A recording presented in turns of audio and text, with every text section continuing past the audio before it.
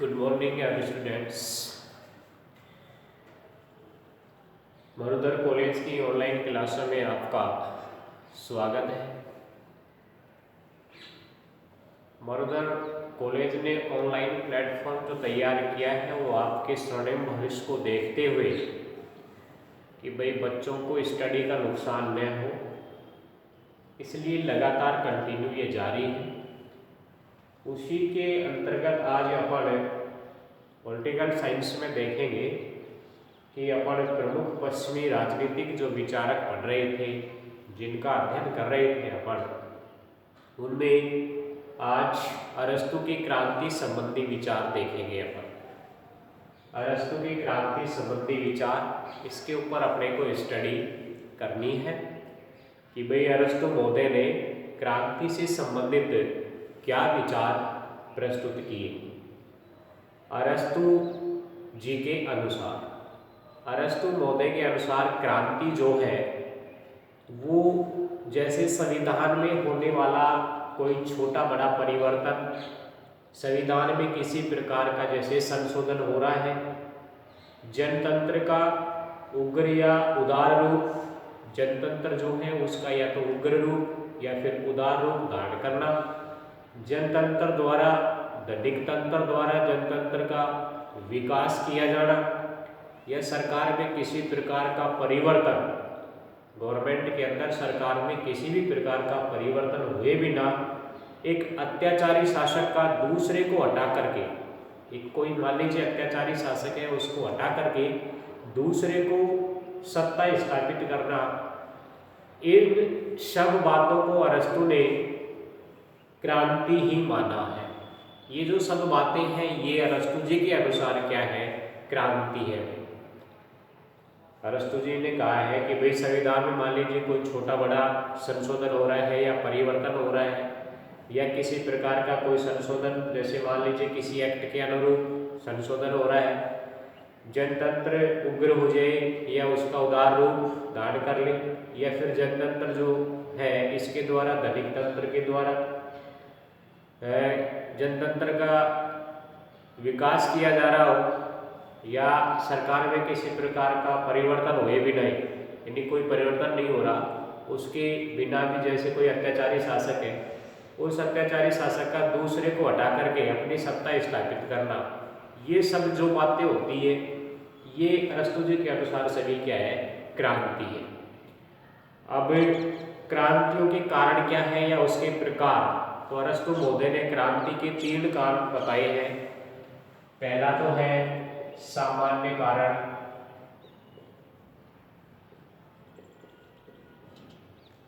सामान्य कारण, दूसरा है विशिष्ट कारण, और जो तीसरा उन्होंने बताया वो बताया विशिष्ट शासन प्रणालियों में क्रांति के विशिष्ट कारण। विशिष्ट शासन प्रणालियों में, विशिष्ट शासन प्रणालियों में विशिष्ट कारण,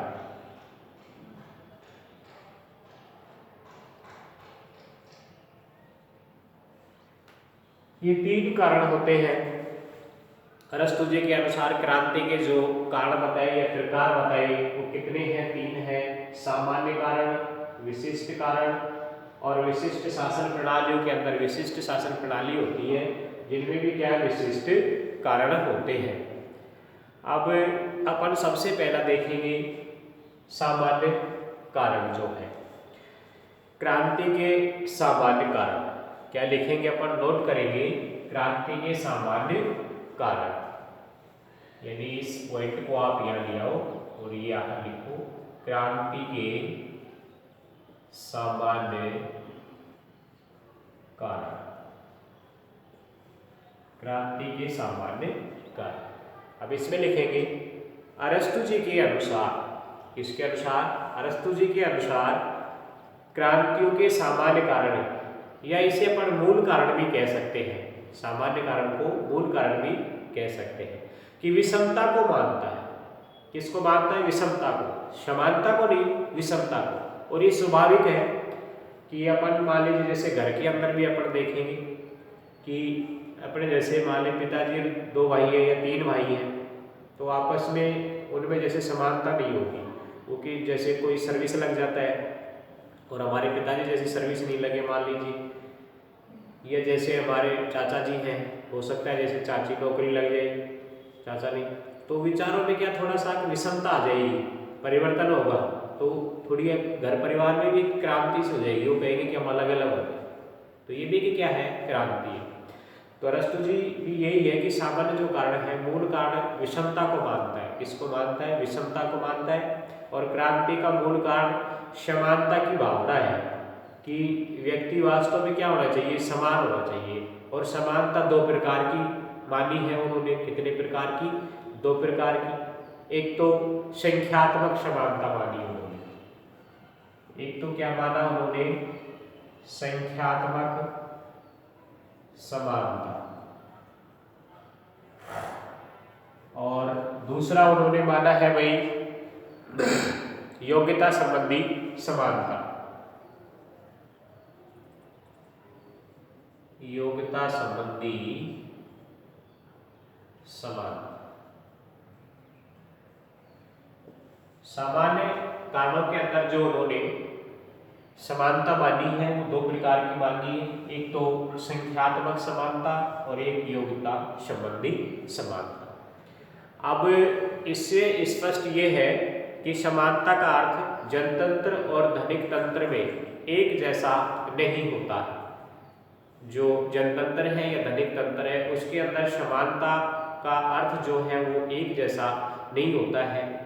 उनमें विषमता को दूर कर समानता लाने की भावना से उन दोनों पद्धतियों में अनेक क्रांतियां होती हैं। क्या होती है? उनके अंदर अनेक क्रांतियां होती है। वस्तुतः क्रांतियों का मूल कारण न्याय का एकांकी दूषित दृष्टिकोण है।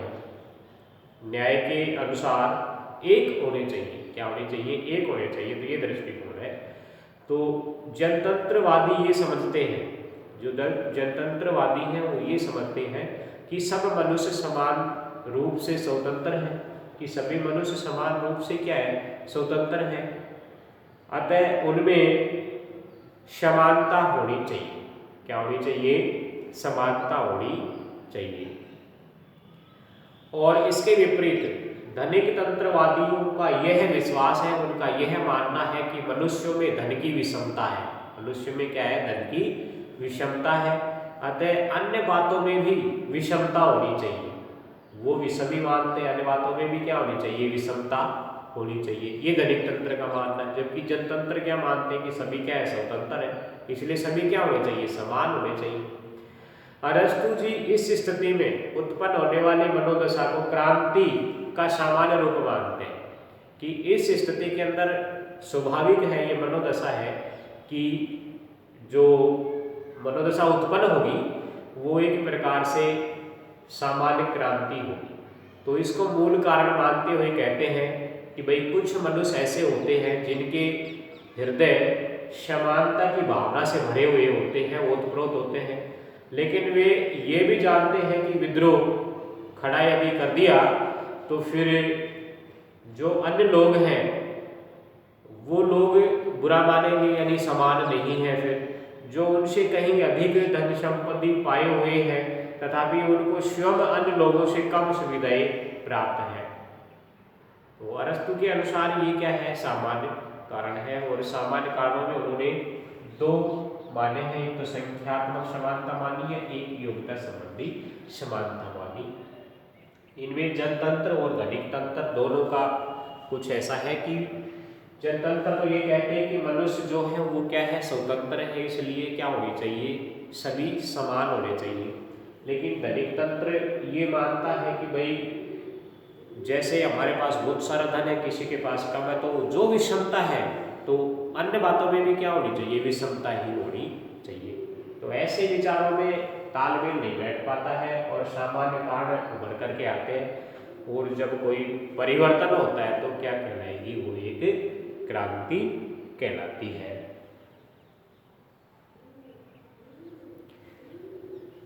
अब अपन देखेंगे विशिष्ट कारण, क्रांतियों के विशिष्ट कारण। ये तो अपना था सामान्य कारण जो अपन ने देखा। अब नंबर 2 के अंदर अपन देखेंगे विशिष्ट कारण, क्रांति के विशिष्ट कारण। और इस विशिष्ट कारणों में कुछ मूल बातें होती हैं, उन्हें अपन नोट करेंगे। शासकों की धृष्टता या लालच। नंबर 1 में लिखेंगे शासकों का लालची होना। शासकों का लालची होना। जब राज्य के शासक या सत्ता में जो शासन संपन्न व्यक्ति हैं उनके व्यवहार में लालच आ जाए, उत्पन्न हो जाए, तो वे लालच के वश में होकर के और व्यक्तिगत एवं सार्वजनिक जो संपत्ति है ना उसको क्या हड़पना आरंभ कर देते हैं। क्या करते हैं? हड़पना आरंभ कर देते हैं। तो जनता उनके विरुद्ध विद्रोह कर देती है। जैसे अपन मूवी में देखते हैं, मान लीजिए कि एक ठाकर परिवार होता है और ठाकर परिवार के मन में क्या लालच रहता है, तो वो जो गरीब लोग होते हैं, किसान कृषक वर्ग वगैरह की जमीन को हड़पने के लिए उनके या तो खाली कागजों पर क्या सिग्नेचर कराएंगे, अंगूठा वगैरह टिकवाएंगे। पहले इतने लोग पढ़े लिखे नहीं थे, इसलिए क्या अंगूठा टिकवाते हैं।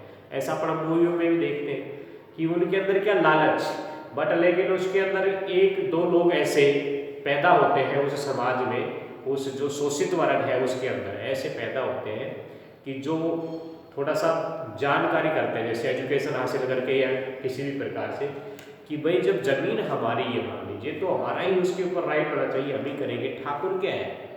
कुछ नहीं है, समझदार होने वाला। लेकिन जैसे वो बगावत करेगा तो फिर बगावत करने पर उनके मध्य में क्या एक टकराव होगा और विचारों का जो टकराव हुआ वो क्या एक क्रांति पैदा होती है। तो इसी प्रकार से नंबर 2 में लिखेंगे शासन सत्ता का दुरुपयोग। कई व्यक्ति क्या है शासन सत्ता का दुरुपयोग। कई व्यक्ति क्या करते हैं जिनके हाथों में शासन सत्ता आ जाती है ना, वो उसका दुरुपयोग करने लग जाते हैं कि जब शासक वर्ग भ्रष्ट हो जाए, शासक वर्ग जो है वो क्या हो जाए भ्रष्ट हो जाता है और भ्रष्ट होने पर उसमें रिश्वत का बोलबाला हो जाता है। क्या हो जाता है? रिश्वत का बोलबाला हो जाता है, यानी चांदी का जूता मारना, रिश्वत का बोलबाला हो जाता है। तथा भाई भतीजावाद उग्र रूप धारण कर लेता है, उसमें भाई भतीजावाद उग्र रूप धारण कर लेता है, तो भी क्या होती है? क्रांति होती है। क्या होगी? क्रांति होगी। अयोग्य व्यक्तियों का शासन। नंबर 3 में लिखेंगे अपन अयोग्य व्यक्तियों का शासन। विशिष्ट कारणों के अंदर अपन पढ़ रहे हैं अयोग्य व्यक्तियों का शासन। जब शासक अयोग्य हो जाए, शासक जो है शासन करने वाला वो क्या हो जाए? अयोग्य हो जाए और शासन की भागीदारी में वो योग्य लोगों को स्थान न दे, तो फिर क्या होगी? क्रांति होगी, क्योंकि विचारों में तालमेल नहीं बैठ पाएगा और फिर क्या होगी? क्रांति होगी।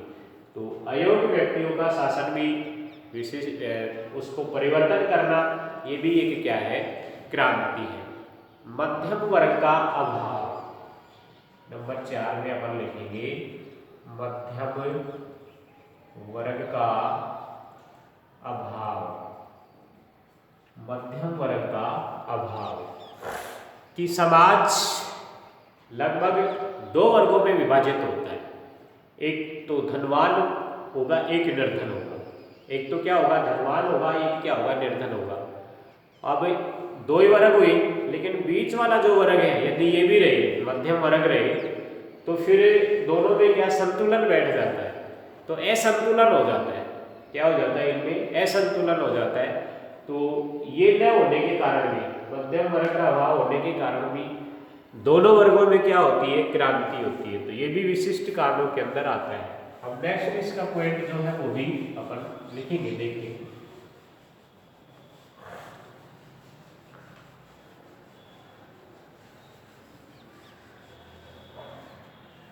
विशिष्ट कारण। विशिष्ट कारणों के अंदर ये अपन पढ़ रहे थे विशिष्ट कारण। क्रांति के जो विशिष्ट कारण है उसमें नंबर 5 देखिए कि भाई आर्थिक असंतुलन। क्या? आर्थिक असंतुलन। आर्थिक असंतुलन। आर्थिक जो संतुलन है, धन का जो अभाव रहता है कई समाजों के अंदर, अरस्तु इस तत्व पर अत्यधिक जोर देते हैं, अत्यधिक बल देते हैं कि जिस समाज में अमीर और गरीब के मध्य गहरी जो खाई होती है वो एक क्रांति की क्या होती है? नींव होती है। कई समाज जो होते हैं जिनके अंदर अमीरी और गरीबी ये एक खाई पाट दी जाती है कि ये अमीर वर्ग, ये गरीब वर्ग, तो ये जो आर्थिक असंतुलन है ये भी एक क्रांति का क्या होता है? कारण होता है। विदेशियों का बाहुल्य नंबर 6। विदेशियों का बाहुल्य।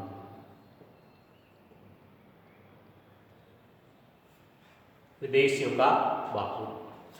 यदि किसी राज्य में विदेशी बहुत बड़ी संख्या में आ गए, मान लीजिए कोई राज्य है, कोई देश है, उसके अंदर बहुत बड़ी संख्या में क्या आ जाए? विदेशी आ जाए, तो उनमें आपस में देशी और विदेशी के मध्य क्या होगी? क्रांति होगी। क्योंकि वो कहेंगे कि आप देशी को अपनाओ, वो कहेंगे कि नहीं विदेशी को अपनाओ। जैसे अपने मान लीजिए स्वतंत्रता की लड़ाई में उस समय देशी अपनाओ का नारा लगाया, विदेशी भगाओ, देशी अपनाओ विदेशी भगाओ। तो इस प्रकार से विदेशियों का बाहुल्य भी, ये भी एक क्रांति की क्या है? जड़ है। सम्मान की लालसा। सम्मान की लालसा। यदि ये भावना भी होती है सम्मान की लालसा वाली, कि ये स्वाभाविक है, मनुष्य जो है एक सामाजिक प्राणी है, तो ये स्वाभाविक है कि जब शासक है किसी को अनुचित रूप से बिना योग्यता या कारण से सम्मानित या अपमानित करता है तो भी क्या होगी? क्रांति होगी। अब अपन जैसे मान लीजिए चुनाव में देखते हैं कि कई व्यक्ति जो है वो ठेकेदार बन जाते हैं और वो व्यक्ति उन लोगों का ही नाम लेते हैं, जैसे कोई काम भी उनको पड़ गया तो फलां को लेकर के आओ।